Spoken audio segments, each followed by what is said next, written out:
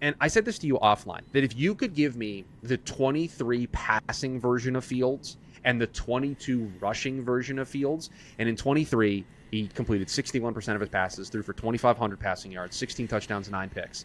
And then in 23 on the ground, or in 22, excuse me, on the ground, he rushed for 1,100 yards, 8 touchdowns. He did fumble the ball 9 times, to your point about the turnovers. Yeah. But if you give me that passer and that runner, the Jets are going to be in almost every football game they play. And I think it's doable. I do think it's doable. The question is going to be, can he stay on the field and long enough to do this? And by stay on the field, it's not just, I mean, the job security is there. I mean, let's be realistic. They didn't really bring anybody in that is a major competitor to Justin Fields. No, Tyrod's banged up, and Brady Cook looks like he's going to be QB3. And yeah, and I know there's a lot of Brady Cook hype right now for the preseason, and God bless.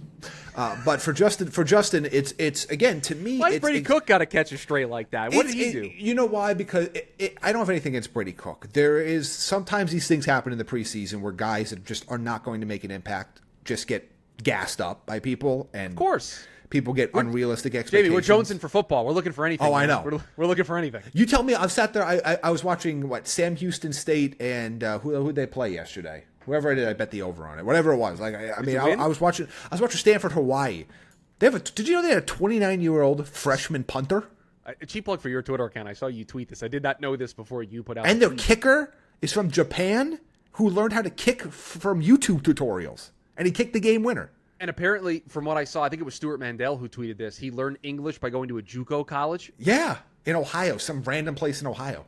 I don't know how much Fun college stuff. we'll talk on this show, but that's just some crazy stuff. Yeah, the Northeast is not the mecca of college football anymore, like it was in like the early 1900s. But anyway, yes. Yeah, so I get that. But for Fields, to me, it's, can you limit the turnovers? Because what's taking him off the field is constant fumbles, poor interceptions. Like that stuff is caused people to say, we got to do something else.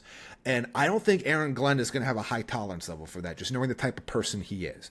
So if he can just clean up the negative plays, there is an avenue for him to be this borderline 3,000-yard passer, borderline 900-yard rusher, and be a key part to this Jets offense. There's also, though, unfortunately, still a slither of a path for this to be a complete disaster.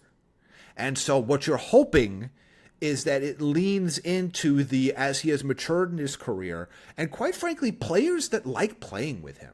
Like, they really do. There was a lot of conversation coming out of Pittsburgh when Justin Fields didn't get a chance to start again. Like, there was a lot of and there were a lot of players that wanted him back in Pittsburgh, particularly over Aaron Rodgers. So that part's good, that he can be a leader of a team, but he's got to stop the negative plays, and he's got to stay healthy. I think there are two things that would lead me more towards the optimistic route. This is probably the best offensive line. No, I won't say probably. This is the best offensive line that he's played behind in his career. And I think it is probably the best offensive coaching staff that he's had around him. That's going to make sure to put him in positions to succeed. I mean, that's crazy to say. Low bar to clear for the second one. Right. It's a first-year coordinator who's clearing that bar, but think of who he had calling plays for him in Chicago. Think about the offensive setup in Pittsburgh. Like, maybe the personnel isn't what it was in those other two spots, but it definitely feels like from an infrastructure perspective, he's better set up than he's ever been in his career.